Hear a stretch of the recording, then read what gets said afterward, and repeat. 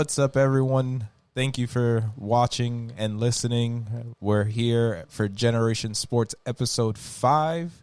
We'll jump right into things. Big news in basketball. We have a huge trade of James Harden going to the Brooklyn Nets.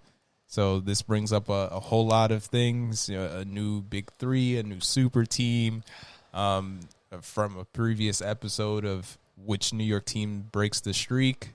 Can it be the Nets? Do they have enough time to put things together? It's true. What is everyone's thoughts? Who wants to jump in? I'll jump in. My thoughts of the trade, I really thought that Brooklyn gave up a lot in the trade. For a guy that has played with Durant in the past and, with other superstars, and they haven't won anything.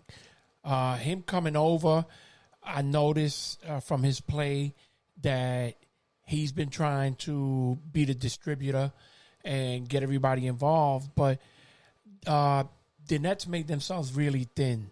Their bench is basically gone. They don't have any big men, and I think that might come back to bite them at the end.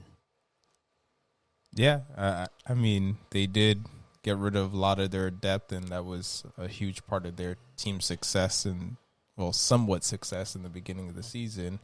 What else do you think, Jay? Well, they gave up a lot of youth, too. That's, really huge, especially when you don't have draft picks moving forward. True. I see this as the second time they've done this, trading a ton of draft picks when they got KG and Paul Pierce. Yeah. And I guess they just haven't learned their lesson, maybe. I don't know. They're going all in, which is, you can't argue against that. Yep. But, you have to be a little more responsible with your assets, because now if this doesn't work and these guys opt out, I'm not sure how the contracts look, but I'm pretty sure I read somewhere that all three of them are either going to be free agents or have opt-outs in a couple years. In 2 years. Yeah. Right. Yeah. And if that happens, that's the worst case scenario. Jay brought up a lot of good points. They did give up a lot in this deal, but if they win a championship or two in that time frame, it may not be as bad as it might look right now. Even if they win one championship, it's worth it. Yeah. They did mortgage a lot of their future, giving up a lot of draft capital. And credit to Rafael Stone and Houston for getting the haul that they did for Harden. Yes. But yeah, it's a risk you have to be willing to take in this day and age in the league with so many stars and stars playing together. You really have to take that jump. But it's a very interesting dynamic because this big three isn't really like any that we've seen in the past few years, where all three of these guys are very heavily ball dominant, and they're all ISO players, isolation type players. So it'll be interesting to see how it works out. And so far, they've played a couple games, and it seems like Harden has been sacrificing a lot, especially in comparison to Kyrie and Durant. But we'll see how they work out the kinks. It's still very early on. They have a lot of adjustments to make.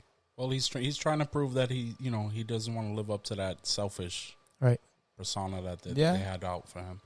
I'd also like to point out the Rockets front office. I think they've done an amazing job. Whether it's this off season or this early season now.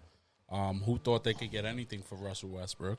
Right. To take the chance on Boogie, who had a monster game not that long ago. Last game, I think it was. He had like 17 rebounds or something. Yeah.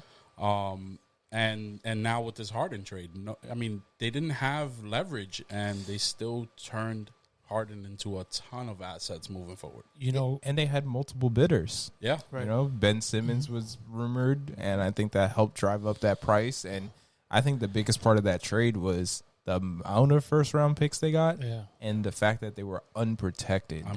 Yep. And the trade swaps, which swaps can come into play if some of these guys, one of these three, two of the three, all three opt out. Those trade swaps become a lot more valuable. Well, all you have to do is look at Boston to see how. Yeah. Well, listen. Cleveland. Cleveland got a haul, and they didn't give up much. They didn't give up much. You're right. Cleveland has made themselves a competitive team. They might have the best big men in the league. Yeah, they're gonna be a problem. You know, they've been having a lot of high draft picks, and a move like this could push you into a playoff spot. So and that'll be interesting to see, because it seems like, at least for right now, DeAndre Jordan, as good as he may have once been, he's not the same player now. So they are paper thin at that big man position. So I think they're signing Norvell Powell, formerly of the Philadelphia 76ers. I don't know how much he'll bring to that team. He won't have to bring a whole lot offensively, but if he could defend in the interior, get some rebounds, he might be an essential pickup for this team. Yeah, I just look for them to play the waiver wire. Any veterans that maybe let go from their teams, later on in the season, but they definitely need some kind of size on that team. Yeah. I think. How do you guys think the big three will play together? Because all three of them are top 20 in usage rate in NBA history, not active players in NBA history.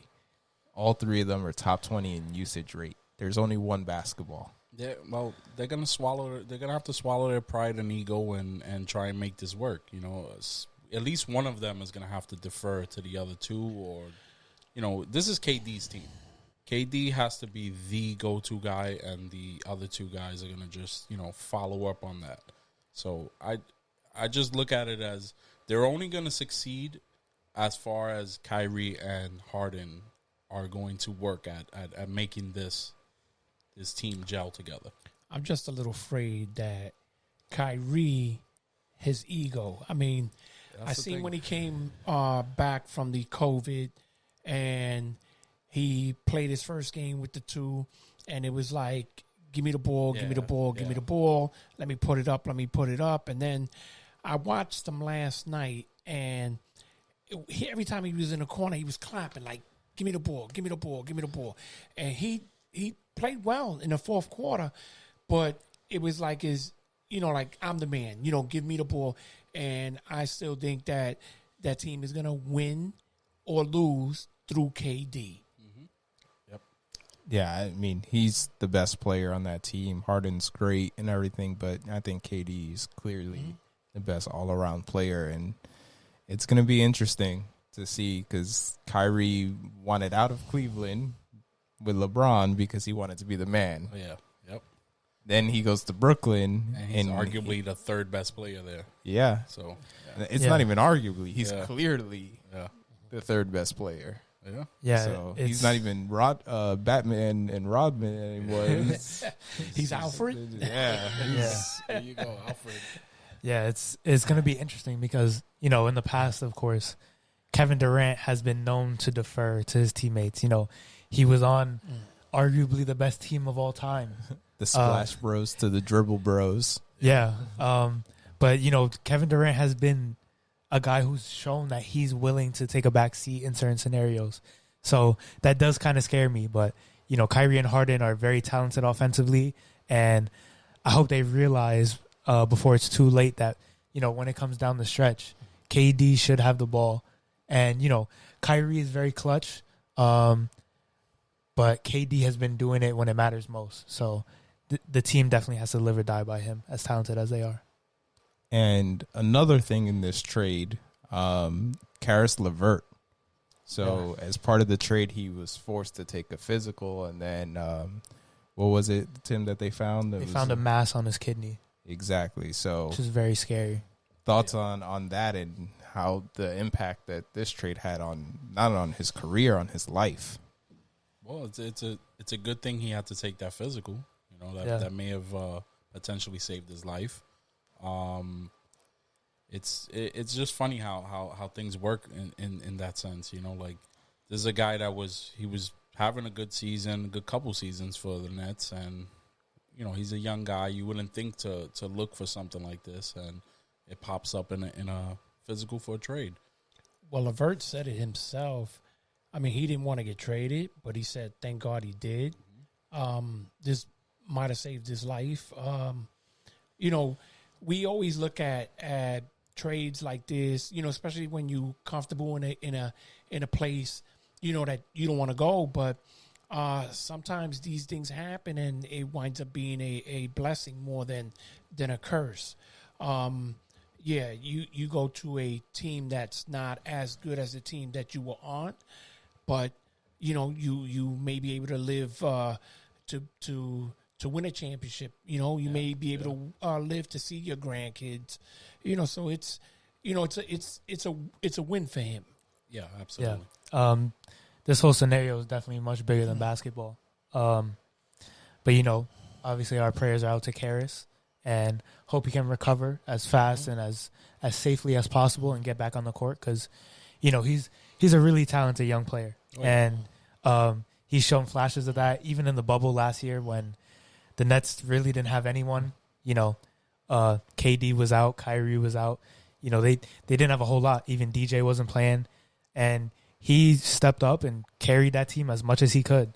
I think he's a great fit in Indiana. Yeah, he's very talented. He's not, your conventional like all-star caliber player. He's not gonna blow by you or dunk on you, but he's crafty. He knows how to get to his spots. He's a good shot maker, and that Indiana team is very well rounded, and he seems like a great fit.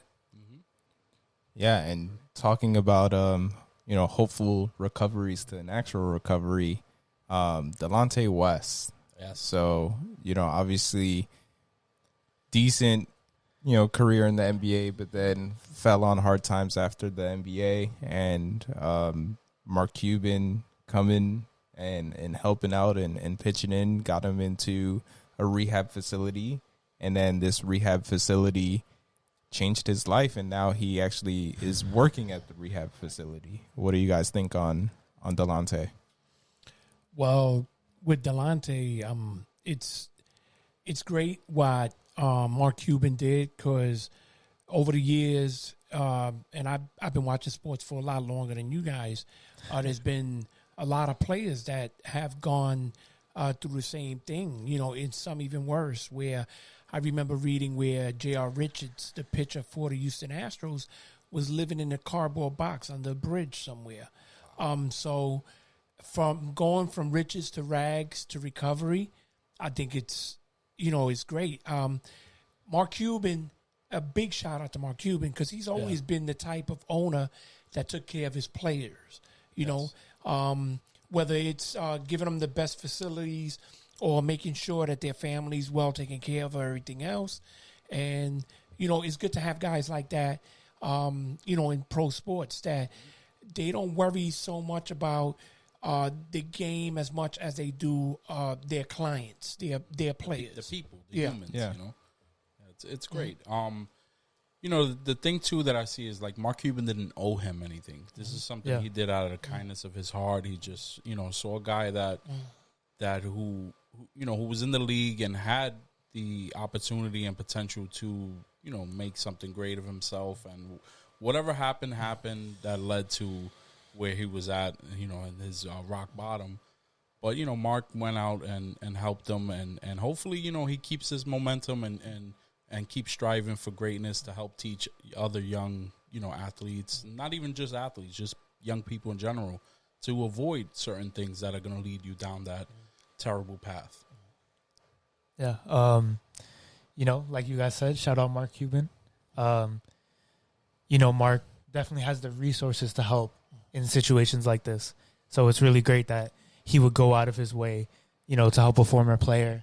And, it's just, this goes back to the point where, like, basketball players are just humans at the end of the day. Yeah. Something we forget about. Yeah. Even talking about, like, the Caris Levert situation as well. Like, these guys could be your idols growing up, and, you might love them or you might hate them, but, we're all human at the end of the day. So it's really great to see that when someone is struggling, someone else can pick it back up, be selfless, and, we're wishing Delonte the best, and it seems like he's on the right track. Yep. Yeah, I think, Mark Cuban did a great job here. There's been some issues in Dallas before, especially in that front office with, the allegations of how they were treating women He stepped in that situation. Some say a little too late, but he did step in and made changes. I think this just shows to the character of Mark Cuban that, he might not always make the quickest decision, but he, more times than not, is on the right side of trying to bring the correct change that's needed in that front office and being that true leader for that entire organization. And it shows that, if you're a Mavs player or employee, you're part of a family that goes beyond just wins and losses. So really good job by Mark Cuban there. Yeah, definitely. Yeah.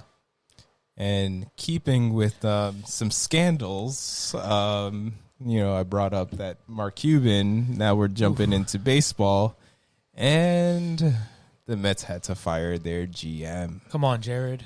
Yeah, so I know Jay had some thoughts on this in the group chat in regards to, oops, it happened again situation. I mean, go ahead, Jay. I mean, you just had to fire a manager that didn't manage a single game. And now you're following that up, firing a GM after, like a month on the job or something? Something like that. It's a terrible situation. I don't put any blame on the Mets front office. This is something that, would not show up in a background check or whatnot. I'm a little disappointed in I guess ESPN because they sat on the story for so long. Now I know the victim. Yes, it was she didn't want the story coming out, so I questioned her timing on allowing it to come out now. She wanted some control, to my understanding, of making sure her name, and it was going to be hard to tie it back to her. Yeah, even though it quickly did. Yeah, I mean, once they mentioned reporter and started showing the DMs and whatnot, it's kind of hard to keep her out of that. But I question what caused her to come out with this now. Was it just in her trying to get back at him now that he has such a high profile job, and now this is her way of? It could be. It also could just be like he's done this evil stuff to me, and his career just keeps getting better. Oh yeah, I guess. Like, I mean, there's been no repercussions for what he's done. But you wait this long to sometimes it takes different people longer to process. I mean, the thing is he's been working in front offices this entire time, so it's not like like he wasn't already having a successful career. Absolutely. Yeah. So I don't know. I question that, but I do think what he did was terrible, and this was a justified firing. Yeah, it was 60-something straight messages without a response. Yeah, that's and inappropriate ones. Definite harassment there. Yeah, yes. I feel like regardless of the context or the reasoning or justification, there really is no way to justify this. What he did was wrong, and he deserved punishment for it, and he deserved to be fired for it. And we're all Mets fans here, and we can be honest. He just didn't do the right thing, and even the Cubs, who he had previously worked with, didn't know about any of these things that were happening. So I don't think any blame should really be put on the Mets because they didn't really know until everyone else did. And, the Mets did the right thing by getting him out as soon as possible, and, just going to have to move on from there. I'm just really happy with the Mets' reaction. They were prompt. They did it quickly. They handled the business. I think that's something that has to be done in all sports.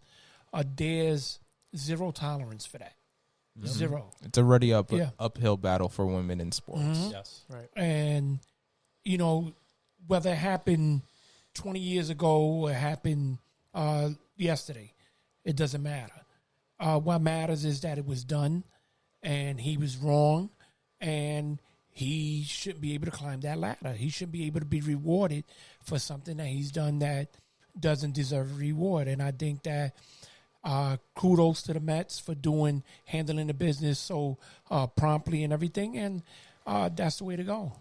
Yeah, I think right along those lines, the story dropped on ESPN at like 11 o'clock at night. First thing in the morning, Steve Cohen came out with a statement saying that they were looking into it and that Sandy would address the media in a few hours. I can only assume that there was conversations with, HR and the legal team at that point, and then they quickly made the decision. Mm-hmm. So, again, it's hard to catch that necessarily during a screening, especially if it was a one-off incident. But good thing that it did get caught and they nipped it in the butt. I did find one reporter's question very interesting. She asked Sandy if during their background check, if they interviewed any women, and Sandy said no. So, again, I'm not saying they have to or they should have. It was just interesting. Right. It could have been, the group that he worked with previously didn't have women in that department or no women references, but we don't know if this was an isolated incident or not. And, that's something to hopefully take into consideration when they make decisions in the future. But, again, quick action, the right action, and hopefully they can move on from there. Definitely. Other baseball news, George Springer going north of the border. Yeah. Or we can only assume if they're allowed to play in Canada, or it could be Buffalo. But what do you guys think of Springer to Toronto? Shout out Toronto. $25 million a year. It's a hefty price tag, but the way I see it, the American League is pretty wide open. Mm-hmm. The Yankees are still going to be competitive so long as they stay healthy, but I don't think they got better this offseason. And you look at the Central, a lot of teams in the Central got worse. It seems like the White Sox are pretty much running that division, and the West seems to be a bit of a wild card just in general. Houston got worse, of course, losing Springer. And, the Blue Jays seem to be like kind of comparable in a way to the Padres, just in the American League. A young team who wants to win now, and they went and got their guy. This was their guy. They have been trying to go after him a lot, and they gave him more money than anyone else was willing to. The Mets were in the sweepstakes, but as a Met fan, I'm glad we didn't give Springer this much money for that long. But yeah, we'll see how it works. They have a lot of young talent in Toronto, and they've been getting better every year. So let's see how far they can make a push this upcoming season.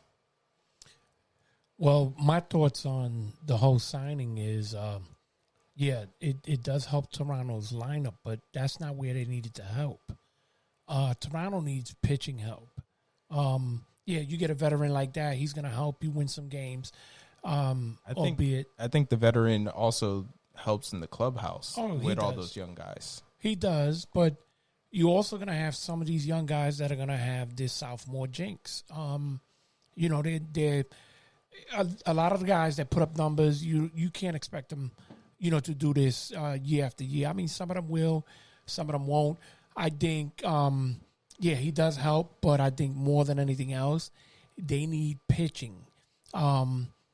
Their lineup is going to be tough. I mean, when you face them, it's going to be tough, but, you're going to see a lot of games that they're going to win, 12, 11, games like that. If you don't have the pitching, it doesn't matter what your lineup looks like. Bottom line is, pitching and good defense wins championships. Yeah.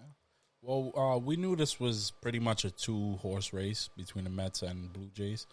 And I just think a contract like this at this point in time, it was a little easier for the Blue Jays to come up with. The Mets, in the position they're on now, you have Conforto and Lindor who need extensions.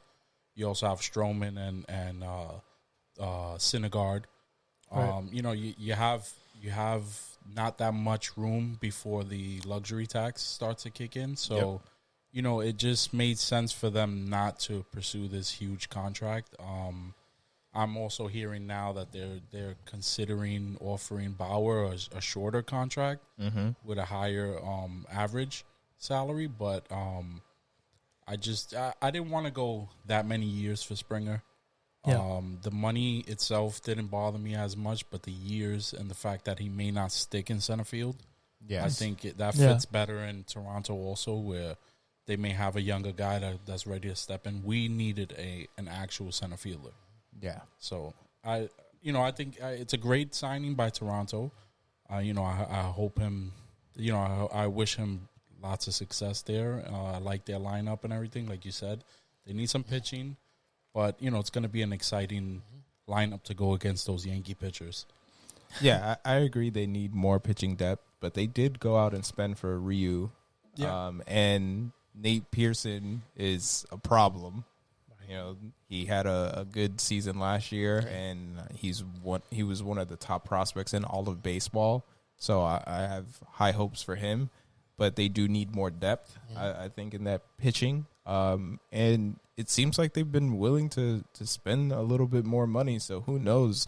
They might be active, free agent, and they do have a surplus of prospects. Who knows if they're in it for, a big trade that, Cincinnati's still trying to get rid of some of their pitching. It seems like they've been active in talks. So, who knows if Castillo or Sonny Gray is on the move because they have some pieces. That's true. Yeah. So I think they could try to, address that pitching as well. Well, Toronto's in a good position that they're buyers in a seller. This is a market right now where most teams are trying to cut costs, and they're trying to get rid of veterans that are making a lot of money. Yeah, so and this is a good spot for them to sneak in and steal some pitching. And not only did Toronto get George Springer, they also made a pretty under the radar signing in Kirby Yates. Yes. And he was injured this past year, so but he has shown signs in the last few years that he's one of the top relievers in baseball. And their bullpen as a whole is pretty underrated. They had a really strong bullpen last year, kind of went under the radar, and they improved that with Kirby Yates. And if they could get another starting pitcher or two, possibly from a team like Cincinnati, who is looking to sell at this point, they could be really tough to beat in the American League. Well, the good thing about Toronto having these young players is that these young players are still on a small salary. So they have the money to spend. And it would be smart for them to do it now and try to win now, instead of waiting into these young players' salary. Yeah. They go up to arbitration or anything like that, because then that's when they're going to be stuck with, having to trade some of their young players. Yeah, less flexibility. Yeah. No, absolutely. And, talking about players and young careers and hopeful for long-term careers, the passing of Hank Aaron. So, what do you guys think? What do you guys remember? How do you think he will be remembered? Wow. Well, Hank Aaron, to me, is the home run king. Yes, I think so too. I don't care what anybody says. He holds the record. Barry Bonds passing him is tarnished. Hank Aaron, to me, was one of the most humble players I've ever seen.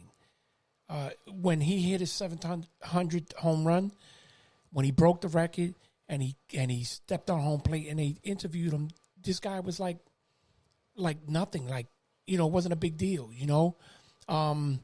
He was a leader. He was a guy that, and you could imagine what he went through as an African American player, and born in the South. Yeah. Mm-hmm. And for him to go through all this and go out there and put his heart out in the game, and I mean, it saddens me to see someone so great pass away. My condolences to his family and Major League Baseball for a big loss. Oh yeah, definitely. This is somebody that touched a lot of people in his career, influenced a lot of players, African American players, And I just think, it's very sad because this is we've run into like a little streak where we've lost a ton of Hall of Fame caliber players in baseball specifically. It's terrible. It's terrible to lose an ambassador to the game like that. I also like to put this out into the universe. Maybe it's time that the Braves look into changing their name also, and paying some homage to him. Who knows? Maybe like the Atlanta Hammers or the Atlanta Hanks, something. Because we want to get away from these team names that are kind of not PC. So I think this would be a great opportunity for them to move away from the Braves and that is interesting. I know they've talked about the chant, the Tom Hawk, the Tom Hawk chant, but I haven't heard too much of the team name itself. One thing I did want to bring up and get everyone's opinion is, remember just a month or so ago, MLB announced the Negro League is going to count as Major League. So I read somewhere, and I don't know the exact numbers and stuff, but technically I believe Hank Aaron has more All-Star appearances than years played in Major League Baseball. Wow. Because they added... Wow. Because he was All-Star all but 2 years when he was in the majors, and I think he had 3 All-Star appearances in the Negro Leagues. That's amazing. So he has more All-Star appearances than years played in MLB. That's crazy. So we're talking about consistent greatness. Oh, yeah.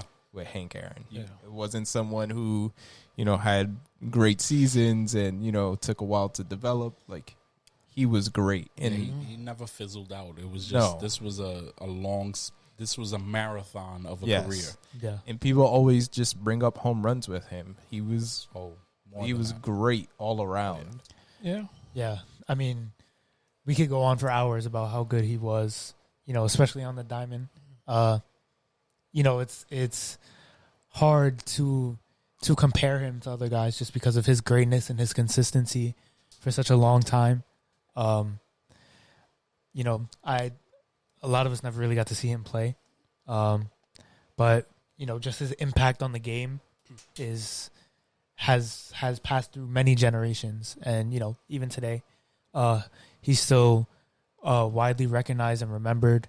And of course, our condolences go to his family, but he's one of the best to ever do it, and he's one of the biggest names in baseball because of the people he inspired, and the confidence and the consistency, and just his image is just a perfect image and a great representation on the game of baseball in general. Yes. Yeah. So again, R.I.P. to Hank, and our condolences to his family and all Braves fans especially. All right, and moving on to halftime, we have UFC, and this guy named Conor, I believe. Conor, right? I think he's still fighting, or at least attempting to.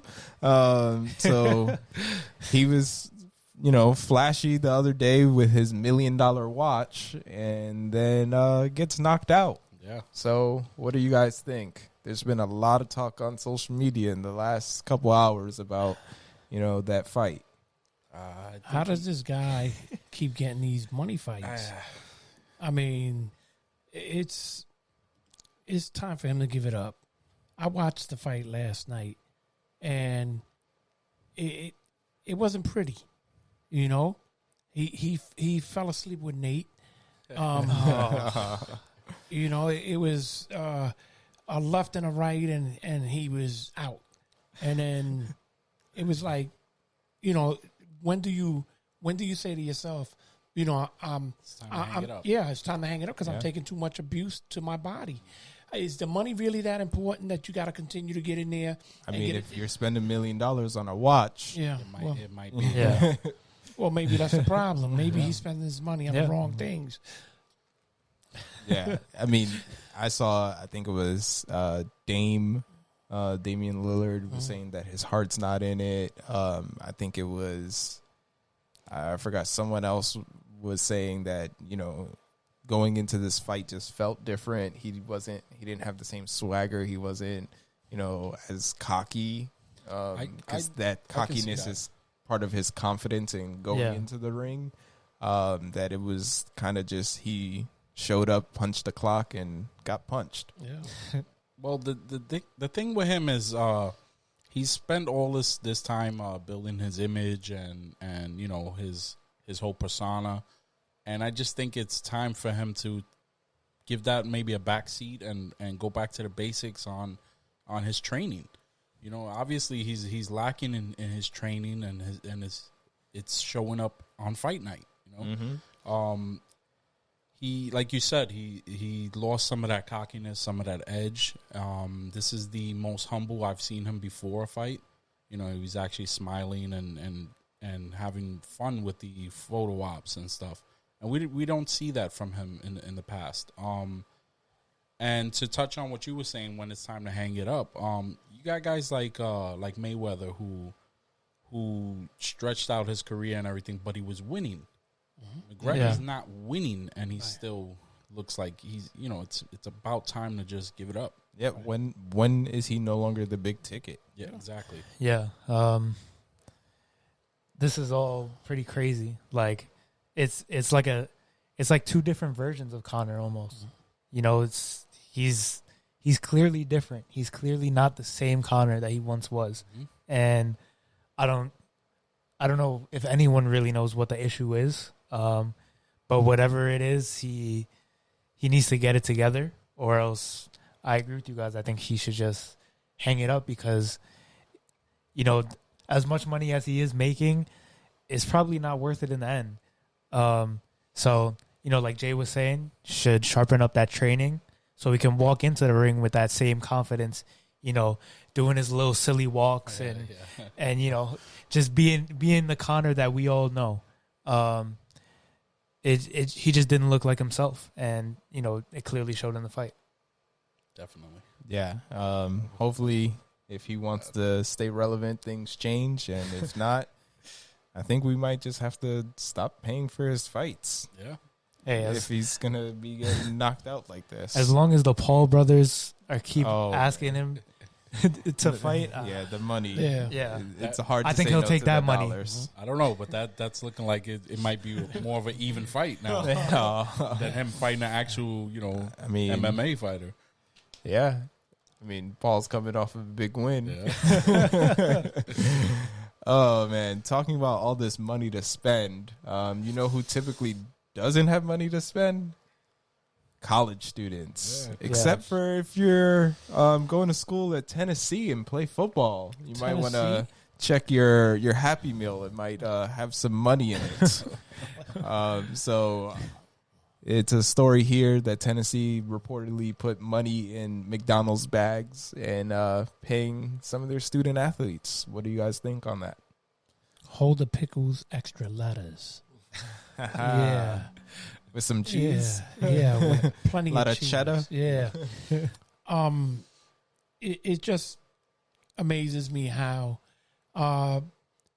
the NCAA comes up with different ways of just adding to the scandal. It's crazy. It's when is it time for the NCAA to say, let's pay these kids and not have to put it in a McDonald's bag, because a lot of people might argue and say, well, they're getting free education, right? Okay, so they're getting a free education, but how much more money are the universities making off these kids?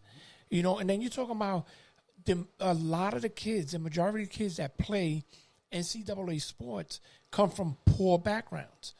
So especially the major sports, for NCAA, we're really just talking about football and basketball that are bringing in the big money. Right. So you talking about a kid that, on a regular can't afford to go to McDonald's because his family don't have that kind of money, and yet you're going to pay his college tuition, but he's starving in school because, it's crazy. Give them something. The Shabazz Napier rule. Yeah.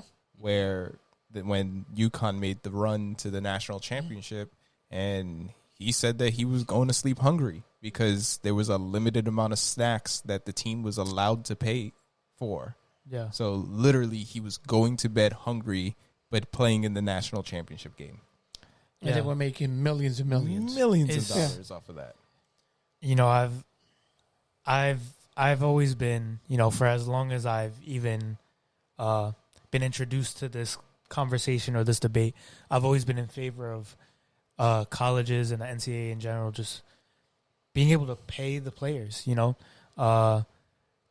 It's almost like they're hiding it in plain sight at this point. Like, it gets to a point where it doesn't even matter. It doesn't seem like they're even trying to hide it anymore. Yeah. Because it should just be legal.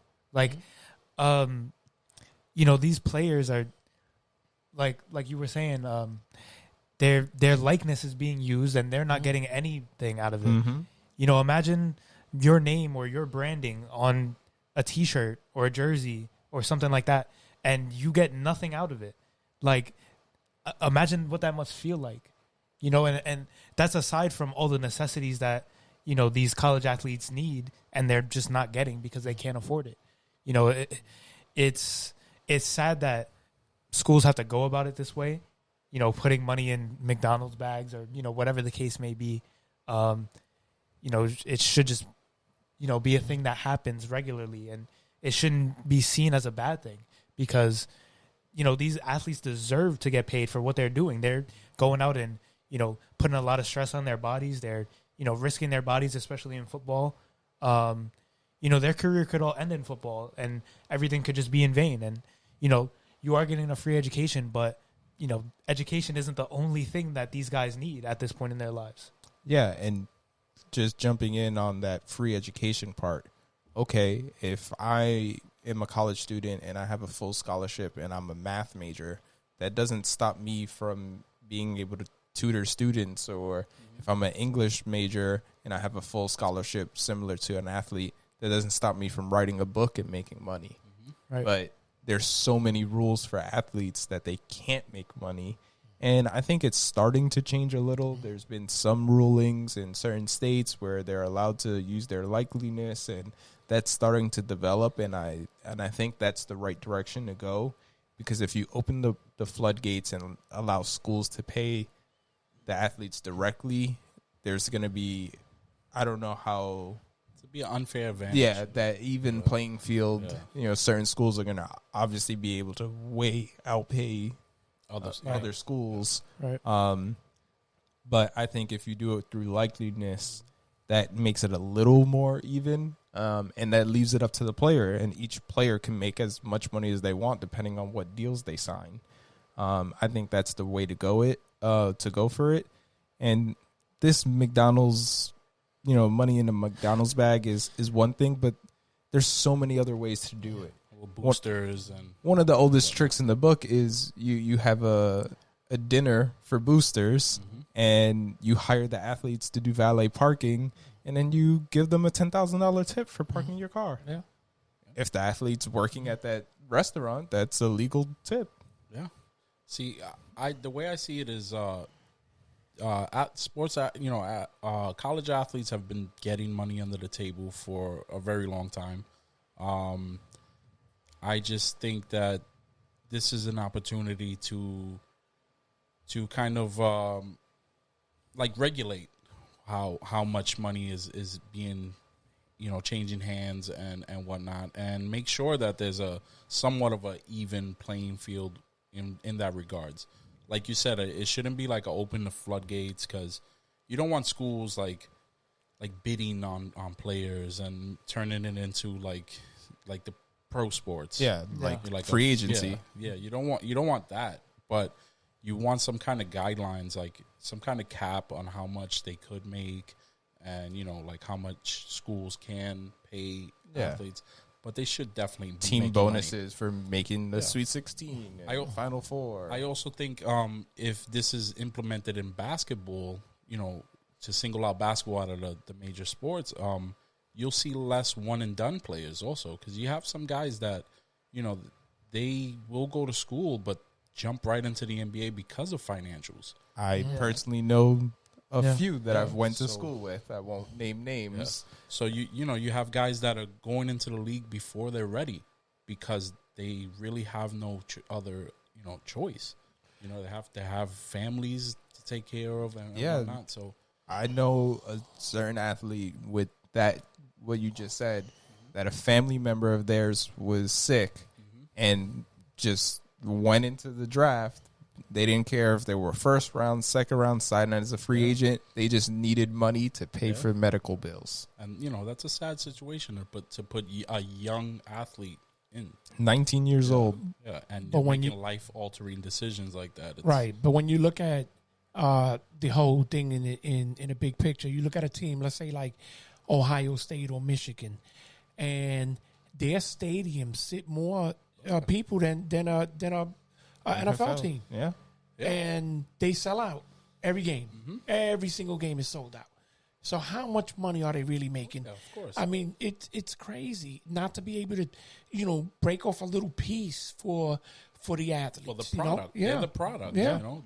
They're entertaining us. Yeah. So we're paying to see them. So right. Why is it that they're not reaping any of that benefit? And that's one reason why I love what Michael Jordan did when he was playing, that he didn't allow his image to be put in anything, in any games or anything, unless he was getting a piece of it. Yeah. You have to stick up for yourself. Yeah. Absolutely. And talking about going from college to the pros, moving things off to football and the NFL, Urban Meyer's now the new head coach of Jacksonville. What do you guys think of that move? I think it's a good move in that he starts off very strong in every stop along the way. He starts off super strong. He tends to fizzle out, which is something to worry about. But the Jags need a shot in the arm, and he may be that type of high-profile coach to bring in that may lure players to want to go play for the Jags and turn this thing around. Willing to see what's going to happen there with that. It's definitely a shot worth taking for them, and let's see. Hopefully he doesn't fizzle out like he typically does, but I think it's a good signing. I think anything for the Jaguars is a step up. Is a step up. Yeah, hard to go back. I think it's smart to have a new coach coming in, especially since they have their number one pick. So it's going to be a new coach with a new quarterback. I think it's a no-brainer. I think they have a new GM too. Yeah. The former 49ers GM, right? Trent Baalke. Yeah, new coach with a new quarterback. I think it's it's a good move by Jacksonville. They, like I said, this is a team that's haven't had success for a long while, and they need a shot in the arm. Yes. And what you get a lot of times with these college coaches is they bring that energy from college, where they're gonna scream and shout. They're gonna try to get the guys motivated. And I think a team like Jacksonville needs that right now. Yeah, it's definitely a low risk move for Jacksonville.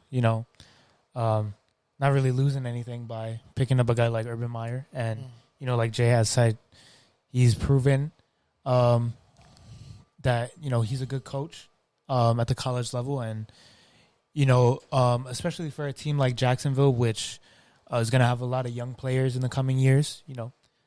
Having high draft picks in that, I think it's great to have a college coach there, to help develop those young guys and turn them into better players than they may have been otherwise.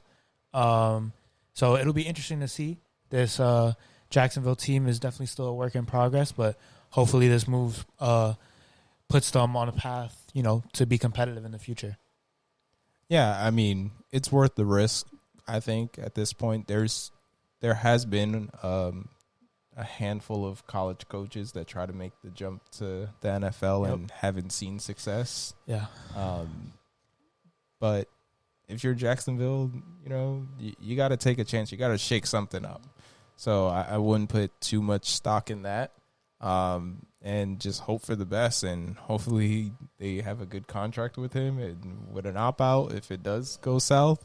Because like I said, that track record isn't always as rock solid as getting someone else with NFL experience. Right. But yeah, like everyone said, they have a young core. They're going to have high draft picks. You know, that college atmosphere might be able to get by for, you know, a year or two. A different system, different style. Yeah. System. And just like his the way of coaching as well. Right. It allows him time to transition into more NFL style of coaching if he has a bunch of young guys that are used to that college style already. So we shall see how that goes, and best of luck. So who do you think is the better hire, him in Jacksonville or what the Jets just did in hiring Salah? I mean, I value NFL experience because it's a different animal. You know, they're professionals. They're being paid. There's different schedules. Like, I know some college coaches have a tough time at making that adjustment. So I would probably go with the Jets. Okay. Could definitely be wrong. Yeah, but well, yeah, that's, you know. Yeah, time will tell. And sticking with football, and we're talking playoffs. So, who do you guys got? We got Tampa versus Green Bay. We'll start there. Who you guys got? Well, I'm rooting for Green Bay. I don't like either team, but I'm rooting for Green Bay. So, you know, I don't want to see Tom Brady in another Super Bowl. That's for sure. I'm a Jets fan, so I think you guys know where this is going. You know, Brady isn't in New England anymore, but Legally not allowed. I won't say I'm a Brady hater, but I'm definitely not a Brady fan. I'm far from it. So I'm definitely rooting for Green Bay in this NFC Championship. Give me some cheese. Green Bay. I'm a Rams fan, and I remember when Brady was on New England and they cheated and they recorded and they beat us and they just barely beat us, But definitely, I'm rooting for Green Bay all the way. Yeah, I'll be more blunt than Tim. I am a Brady hater. Just don't like him. I didn't like that they got caught red-handed cheating a few times. So who knows how many other times they may have cheated. Oh yeah. Also, Brady just I don't know. I'm just not a fan. So much bigger fan of Green Bay in this matchup. And then going to the other game, we got KC with Mahomes, who knows, versus the Bills.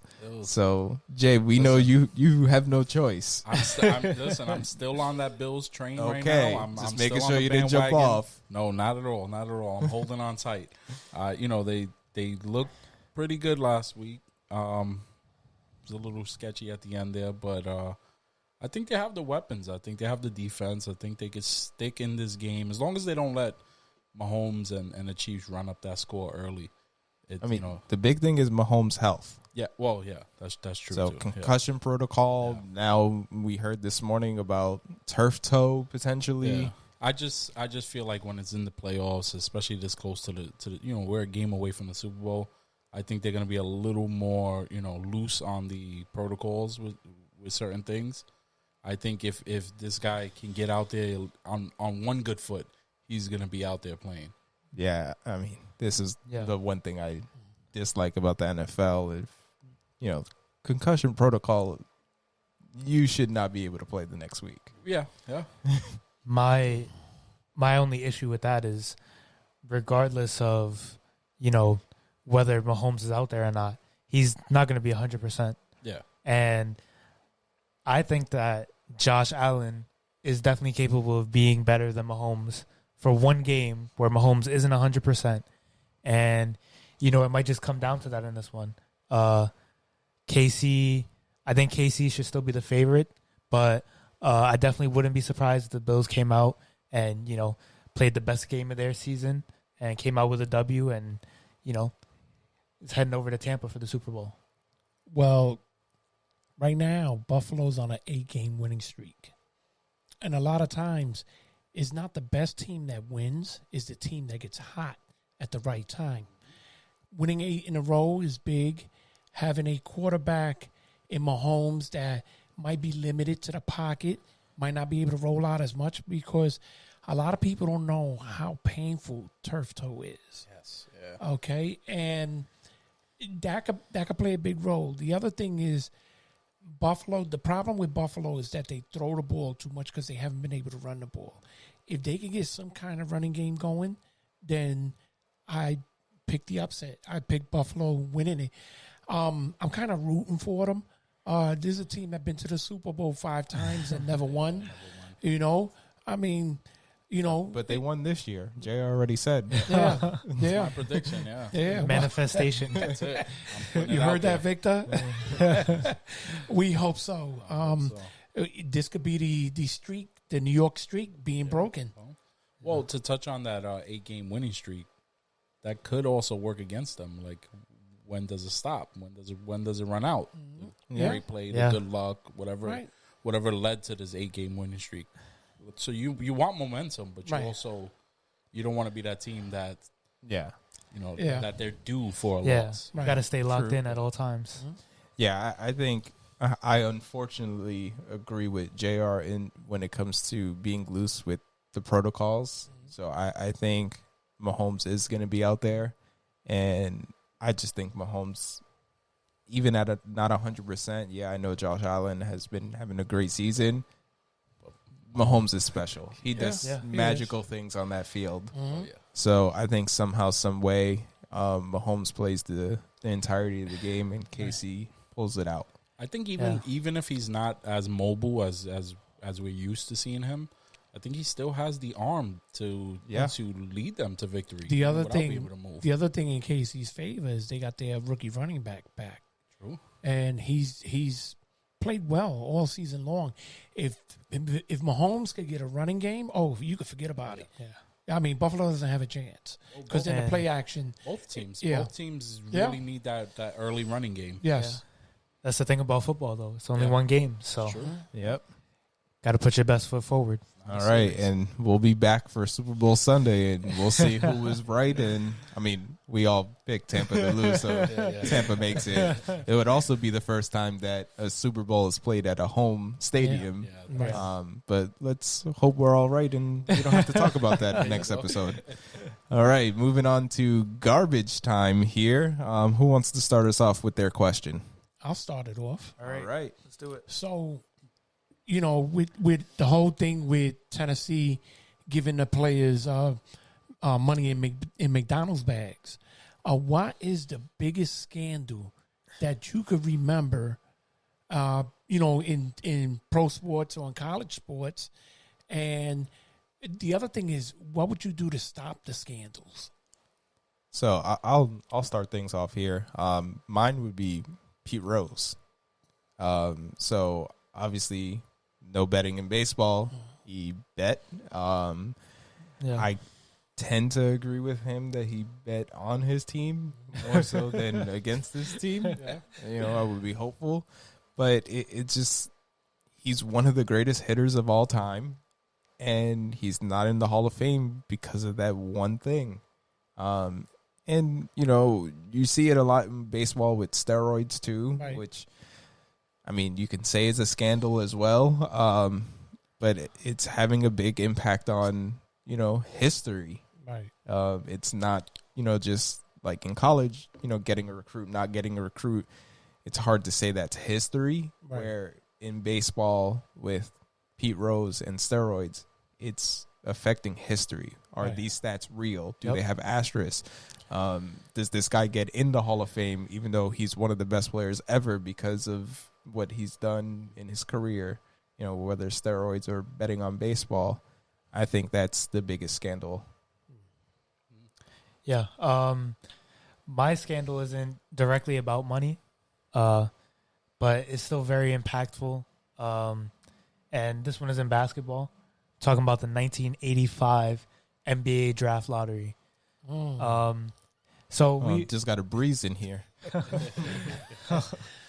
We've seen some instances where there seems to be some possible collusion in basketball, especially in terms of the lottery. Even a couple years ago, we had the Dikembe Mutombo tweeting out that Philly got the first pick before the lottery even happened. Yeah. Stuff like that. But 1985 was actually the first year of the draft lottery in basketball, and the Knicks got the number 1 pick that year and ended up drafting the great Patrick Ewing. What was it, the frozen envelope? Or? Yeah. That's the alleged. So allegedly, right, let me preface this. Allegedly, when the late, great David Stern was conducting the draft lottery, there was a lot of big envelopes with all the teams on it. Similar but different to the way there's ping pong balls now in the draft lottery. And apparently the Knicks envelope was really cold, like it was put in a freezer, and it had a bent corner on it. So obviously the whole point of the draft lottery is to be impartial. So whatever team just gets lucky wins the lottery. But it seemed that David Stern, even when he was picking the envelope, it seemed that he had fiddled through a couple of other cards before he eventually picked the Knicks card, which had the bent corner, and it was allegedly a frozen envelope. So, a lot of collusion there. And, maybe if Patrick Ewing goes to a different team, it rewrites all of NBA history from that point on. So you never really know. I have 2 different ones. You have Shoeless Joe with that entire team shaving points and Black Sox. Black Sox shaving points and basically throwing.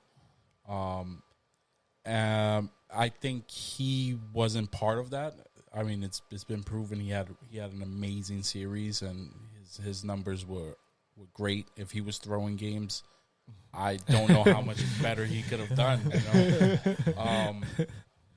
And also, another more recent thing that I actually lived through was the refs in basketball. Oh yeah, with a few things. What comes to mind is that series with the Kings and Lakers. Yeah, 0-2. Yeah, that was Western Conference Finals. Pretty blatant. Yeah. And then you had what was the ref that actually came out and admitted to some of it? I think it was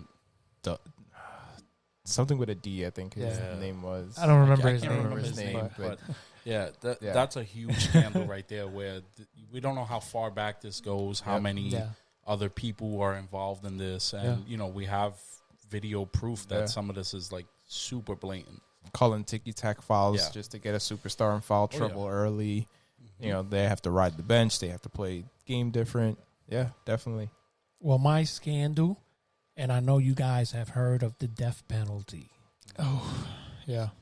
My scandal has to do with the death penalty. Pony Express. So, my favorite running back of all time, Eric Dickerson, who still holds the rushing record for one season, 2,105 yards for the Rams.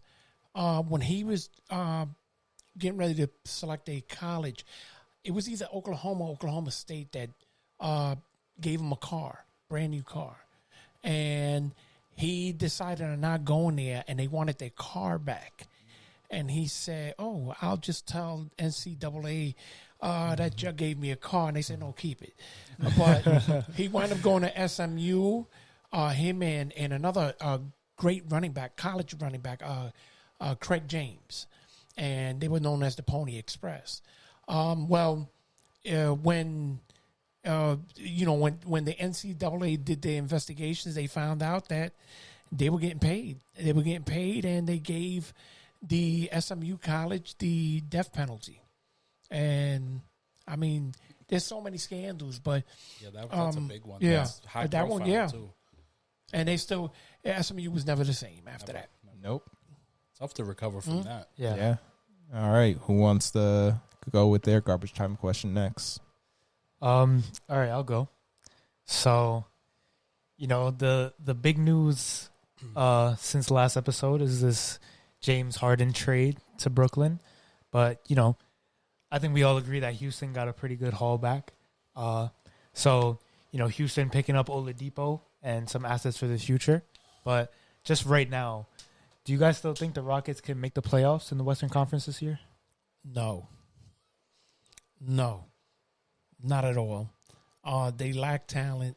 The Rockets, I see them in 2 or 3 years as a team to reckon with, just like OKC.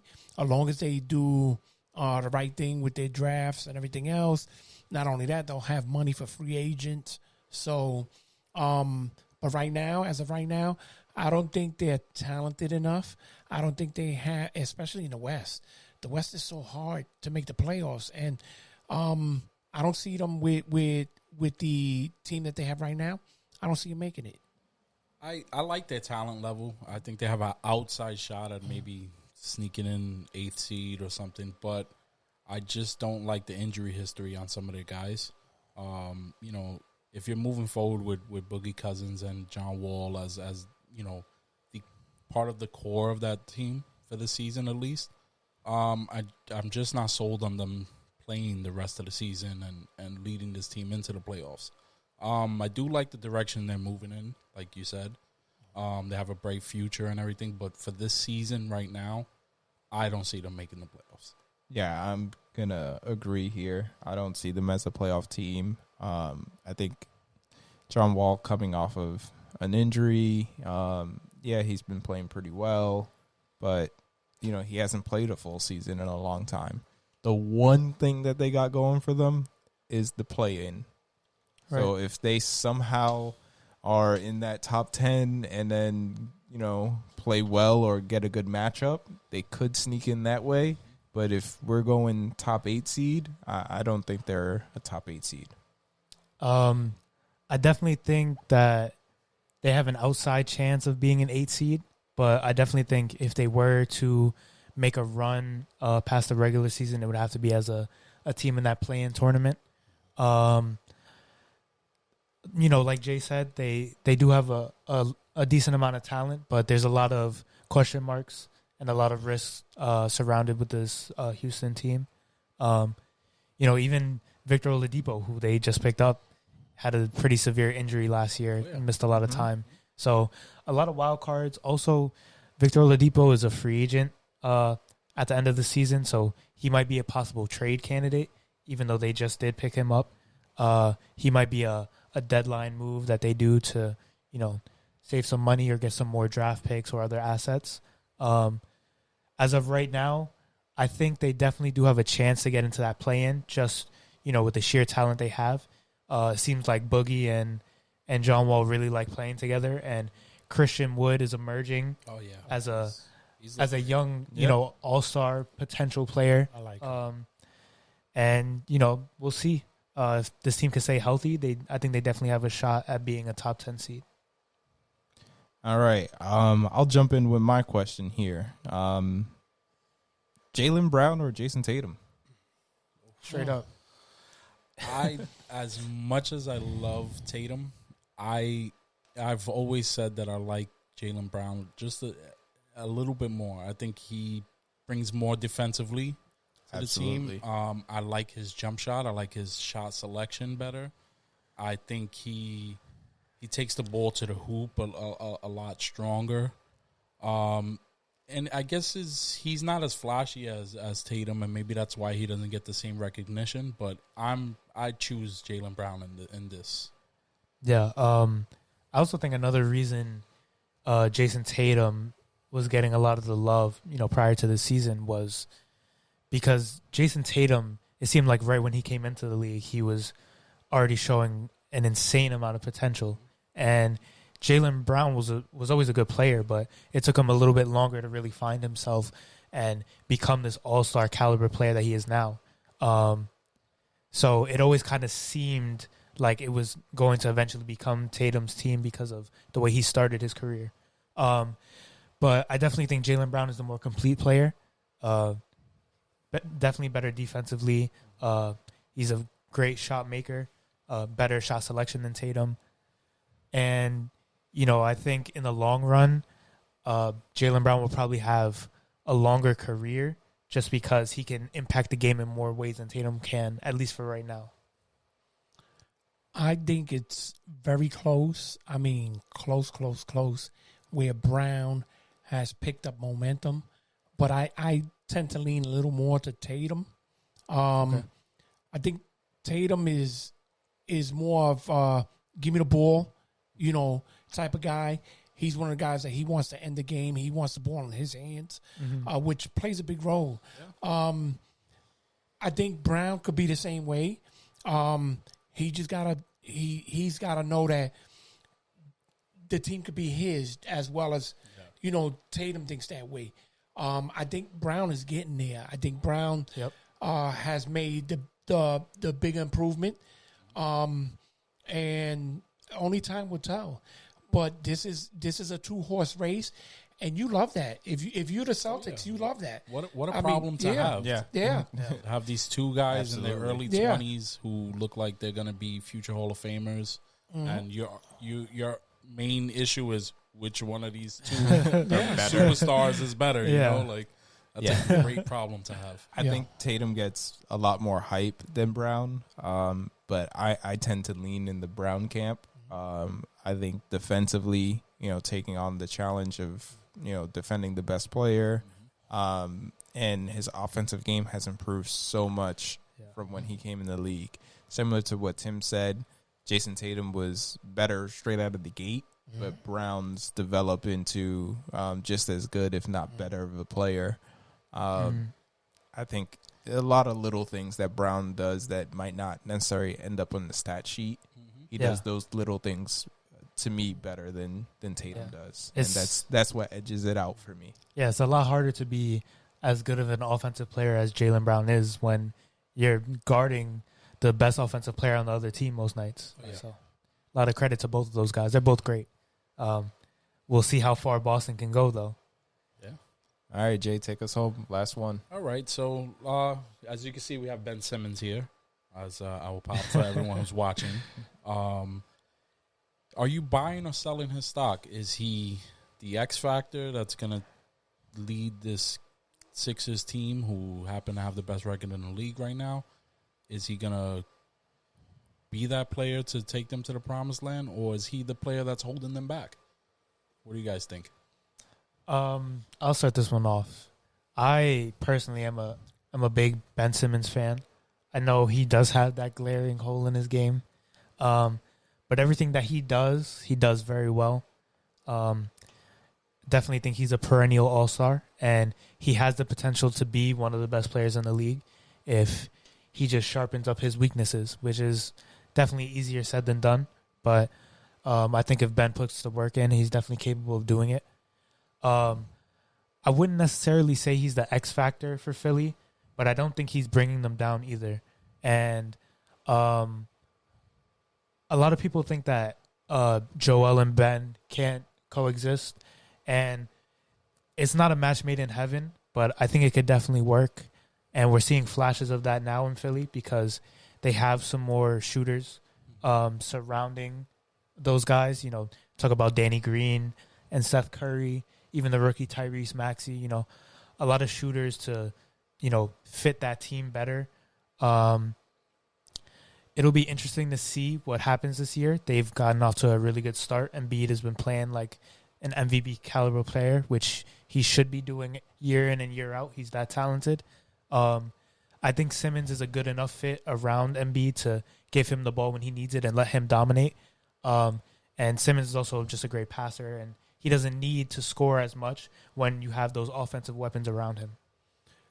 Now, piggybacking off of what you said, I think that the match would be a whole lot better with Simmons and Embiid if Simmons will work on his jump shot. Right. A pick and roll with Embiid and Simmons, with a jump shot, I mean, that'll be unguardable. Mm-hmm.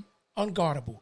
Because if you come out to play Simmons now, he drops it into Embiid, and, I mean, nobody in the league can hold Embiid one-on-one. Yeah. So when does Simmons go and work on his game? When does he make himself that bona fide MVP talk? You know, the guy that everybody's saying, wait a minute, you know, this guy at one point couldn't even, you know, couldn't make a jump shot. Now this guy is unguardable. And that's why a lot of players, like when I was growing up, a guy like Allen Iverson, if instead of hanging out in the summertime, and you will work on your game in the offseason, then you would have became that player where, I mean, nobody in the league would be able to guard you. Imagine, you know, Simmons is that type of player where if he was to make his jump shot where he doesn't even have to, you know, shoot it a lot, but shoot it a couple of times and make them have to come out and guard you. At 6'10", if you come out to guard that guy, he's going to go right by you. He's going to kill you. And it's all about him putting in the work and making himself better so that way that team could go further. I'm buying the stock. I'm a Ben Simmons fan. Obviously, I agree with the criticism. He does need to work on his shot. That's the glaring hole.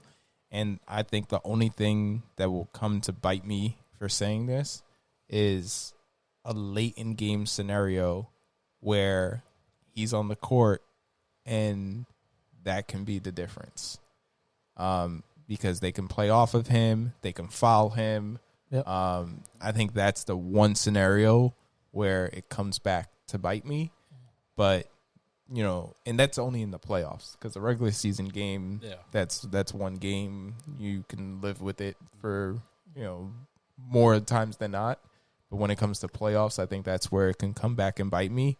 But he does so many other things so good. Yeah. Like, he's averaging like 12, 13 points on like only 7 or 8 shots, I think. So he's, you know, he's not lighting up the box score when it comes to points, but he's efficient. Yeah. And then he rebounds, passes. He leads that team. Obviously, Embiid is the go-to player and the MVP type player, but Simmons is that offense. Like, he's the one pushing it. Yeah. And then defensively, he's in the running for Defensive Player of the Year. Yep. So I think it's hard to not buy stock in that much talent. See, he has tons of talent, like you said. Great defender, great court vision. He's got a forward's body with a guard's mentality. I just think that he's been in the league long enough now that we should see some type of improvement on the weak points. So it's kind of looking like he's being a little lazy on that end. Like, you know, work on it. Mm-hmm. Yeah. You already have this talent where you can be an all-star every year. Yeah. So now just shoot right-handed. Just work on something. Do something. Yeah. I think by him not working on his jump shot, I think it's starting to affect his strong points where, you know, players are sagging off on him, which they have been his entire career, and that takes away the passing lanes and stuff like you said in the fourth quarter. You now as a coach, you're questioning, do I keep him out there? You know, whatever he's giving me offensively, defensively, he's taking away offensively in that, you know, teams are leaving him open. Yeah. You know, you're defending 5-on-4 now because this guy is just he's not doing much. When you speak on his percentages, they're great, but his shot chart is looking like a center. You know, his 7 shots that he takes are all layups and floaters or whatever, or putbacks and stuff. It's not it's not typically what you want from a guy who's playing on the perimeter. And I think until he works on his weaknesses, as great as his strengths are, they're not overcoming that, and I think he's holding back the Sixers from being that dynasty. Because let's face it, Joel Embiid is a monster. Yeah. And if you pair him with someone who has that amount of talent that Simmons has and that drive, and you put those two guys together and they really work at this, I thought by now they would be, you know, running all over the league by now. And it's not the case. Yeah. Well, we'll keep in touch and keep an eye out on that. Put in that work, Ben. Exactly. And thank you for watching and listening. we'll be back in 2 weeks with a Super Bowl Sunday podcast with our predictions, and hopefully it is a Tom Brady-less Super Bowl. Yeah. Fingers crossed. All right. Peace. See you guys.